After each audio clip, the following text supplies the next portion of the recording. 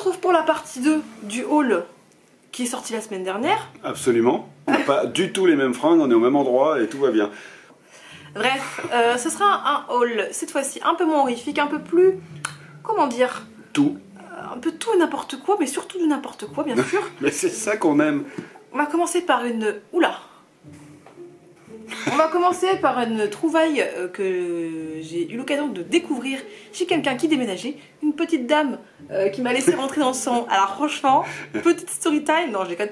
En vrai, elle avait une pièce de lecture au sous-sol, un canapé, une table, des livres partout. Et puis elle avait même un classeur où elle avait trié tous ses livres qu'elle avait... Elle avait fait un plan avec des catégories, puis elle avait tout mis dans un classeur, elle avait des petites fiches, enfin, une bibliothécaire le truc. Et elle m'a laissé récupérer des livres. Donc j'ai pu récupérer le scénario de Reservoir Dogs de Quentin Tarantino. Et franchement, moi, c'est un des films que je préfère chez lui. Il n'a pas fait non plus énormément de films, mais il y a quand même des plus hauts que les autres, Ouais, je trouve. Il y a des hauts et des très hauts. Il y a des hauts et des très hauts, effectivement. Donc j'étais contente de tomber dessus. Ça va me faire pratiquer mon slang anglais.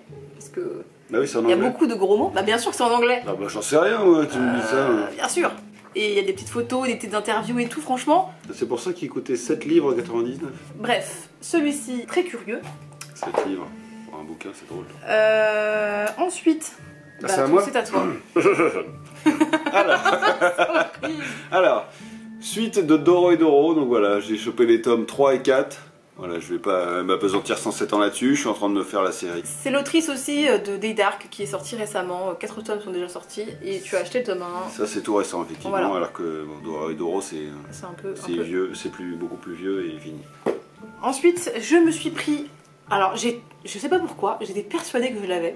Et je me suis dit, tiens, j'ai envie de me lire un Stephen King. Et je pensais à celui-là parce que dans celui-ci, il y a une nouvelle qui m'intrigue trop. C'est l'histoire d'une femme qui découvre que son mari est un tueur en série et elle le découvre. Et je voulais trop lire cette nouvelle-là. C'est la 4e parce que c'est 4 nouvelles dans ce titre. Et donc, voilà, Nuit Noire et Étoile Morte que je n'avais pas et que je me suis procuré d'occasion. Cool. Ouais, j'aime beaucoup. Moi, j'aime beaucoup Stephen King dans ses nouvelles. Il peut exploiter tellement d'idées. Je trouve qu'elles sont très souvent réussies ces nouvelles. Du coup, ouais, il va à l'essentiel sur des nouvelles. C'est vrai que c'est un peu plus court qu'une brique. Parce que des fois, je trouve que le style de Stephen King peut être un petit peu lourd dans le sens où il fait beaucoup de digressions. Enfin, de ce que j'ai pu lire en tout cas, mais ça dépend des romans. Les nouvelles sont vraiment top. Hein. Moi, j'aime beaucoup Stephen King dans ses nouvelles. Enfin bref. East Side Story de Russell Atwood. C'est une comédie musicale. Pas du tout. Non, en gros, c'est un détective qui exerce à New York, qui a plutôt de l'humour et qui se fout royalement que tous les malfrats, les truands entre eux se trucident la tronche. Il s'en fout. Mais un jour, on lui vole sa montre et on tue un paisible clochard qui vivait dans le quartier. Et là, il pète un câble. Il perd son flame et là, ça part en vrille. Il y a même le mot absurde et Tarantino à l'arrière de ce livre. Donc voilà, ça va être de la vengeance et du sang. D'accord. Voilà. Et ça fait penser un peu avec Keanu Reeves là, je sais pas quoi là. Keanu Reeves. Oui. Oui, ça fait penser un peu à ce genre de bouquin revenge. T'as tué mon chien, je vais tuer tout le monde et puis voilà. Enfin c'est un peu succinct comme résumé, mais oui ça à Emmaüs du coup. J'ai découvert il y a peu le tome 1. Putain, qu'est-ce que je raconte? Qu'est-ce que je raconte? J'ai découvert. J'ai lu le tome 1 de la saga de You. Voilà, c'est un peu bizarre à dire. Donc j'ai acheté le tome 2, Les Corps Cachés, donc c'est la suite. J'ai l'impression que ce tome-là va moins ressembler à la série si je me trompe pas, parce que déjà la fin n'est pas la même que dans la saison 1. Le tome 1 n'est pas la même fin que la saison 1. Pas exactement. Il y a des trucs qui sont en plus, dirons-nous. Donc là, je ne sais pas si j'ai hâte de replonger dans l'esprit malsain de Joe, mais en tout cas j'ai hâte de savoir ce qui va se passer, parce que c'est écrit à la première personne et qu'est-ce qu'il est cinglé, hein. Oubliez le charme de l'acteur de Joe. Ce petit Joe là, il est horrible, il est dégueulasse, il est ignoble, il est cruel, il n'a rien d'humain. Je vous le dis clairement. Excellent. Tu l'aimerais plus que dans la série, je pense. Enfin bref. Cool. Alors, autre trouvaille à Emmaüs, Psycho Killer. C'est du même auteur qui a fait le livre sans nom. C'est pas une chanson ça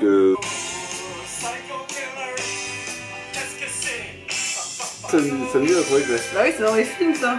Bon bref, ça parle d'un petit bled tranquille où tout à coup il y a un type qui arrive avec un masque de tête de mort surmonté d'une crête rouge et qui se met tranquillement à tuer des gens.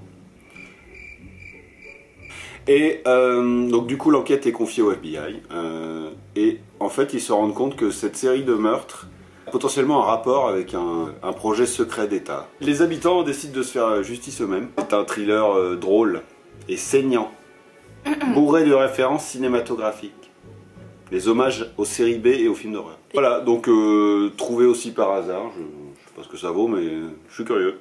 Ça a l'air un peu barré aussi, donc j'aime bien quand c'est un peu barré. Là on va passer à la curiosité littéraire de la vidéo. Non je déconne, bon après c'est très spécial. Vous allez avoir Édouard Carré. Édouard Carré qui a écrit Petite, qui est l'histoire romancée de Madame Tussaud, que j'ai beaucoup aimé, puisque c'est un auteur qui illustre ses livres, et je trouve que ses dessins sont très curieux, très cabinés de curiosité, voyez-vous. Et là, j'ai envie de lire toute sa bibliographie. Il n'a pas écrit énormément de livres, mais j'espère pouvoir me délecter lentement de tout son travail. J'ai acheté l'Observatoire. On va suivre les habitants extrêmement étranges d'un manoir. Un manoir qui a été divisé en plusieurs appartements. Et donc vous avez par exemple dans ce manoir un aristocrate excentrique qui porte toujours des gants. Il a 37 ans et il vit avec ses parents. Vous allez avoir un instituteur qui n'arrête pas de suer et de pleurer tout le temps. Voilà. Vous allez avoir une femme chien, ça c'est vraiment très glauque. Parce que non mais c'est vrai. Non mais en fait la femme chien par contre c'est vraiment immonde parce qu'elle se prend vraiment pour un chien. Vous avez aussi une femme qui vit en compagnie de sa télé. Pour elle, sa télé, et les gens qui sont dans les émissions, c'est ses amis. Quand quelqu'un meurt, elle pleure, elle est en larmes, elle est désespérée, etc. Elle vit que pour sa télé. Et là, bien sûr, il fallait que quelqu'un vienne donner un coup dans cette fourmilière bizarre. Vous allez avoir une jeune femme qui va arriver, une nouvelle locataire, qui va complètement bouleverser le quotidien de ces gens qui voulaient rester dans leur solitude pathétique. Et en fait, ça va vraiment faire chier le mec qui a des gants. Lui, il veut pas qu'elle soit là en fait, il ne veut pas. Donc, en fait, c'est un récit qui est construit de façon extrêmement bizarre. C'est pas un récit qui est extrêmement linéaire. Vous allez avoir des chapitres, des parties qui vont parler d'un thème en particulier, d'un personnage en particulier. On va suivre une histoire bien sûr, mais il va y avoir des zooms en fait sur certains coins du manoir. J'aime beaucoup comment c'est construit. Ça va pas plaire à tout le monde.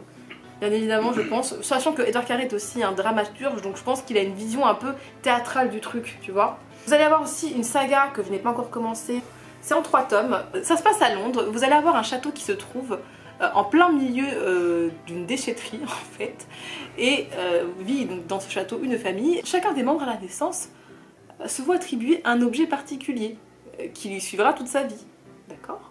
Claude a 15 ans, et possède un don singulier, il est capable d'entendre parler les objets. Et voici qu'une jeune orpheline se présente à la porte du château. Donc voilà, ça va être un petit peu l'élément perturbateur de l'histoire.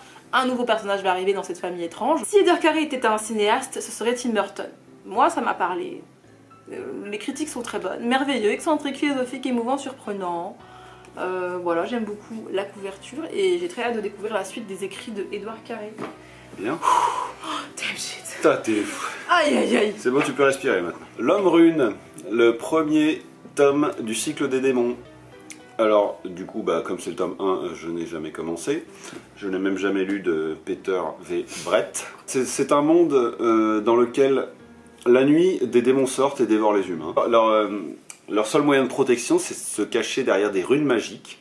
Voilà. D'accord. Et il y a quelques rares personnes qui sont nommées ici des messagers, qui ont pour mission de rallier les hameaux et les villages entre eux. Voilà, donc j'en sais pas beaucoup plus, mais ça va parler d'un petit gamin qui en a marre de voir ses amis et sa famille se faire dévorer par des démons et qui décide d'agir et de rechercher comment combattre ces démons. Et il est messager ce petit garçon? Non, il n'est pas messager, mais on ne sait pas trop ce qu'ils font les messagers. Enfin pour l'instant, ça reste assez flou. Donc je vais découvrir ce cycle et...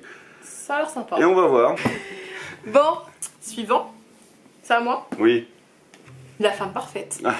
Alors j'ai récemment acheté un livre de l'année, de la nuit.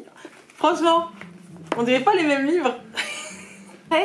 Comment expliquer ça? Des livres de science-fiction qui sont vraiment thrillers. Voyez-vous.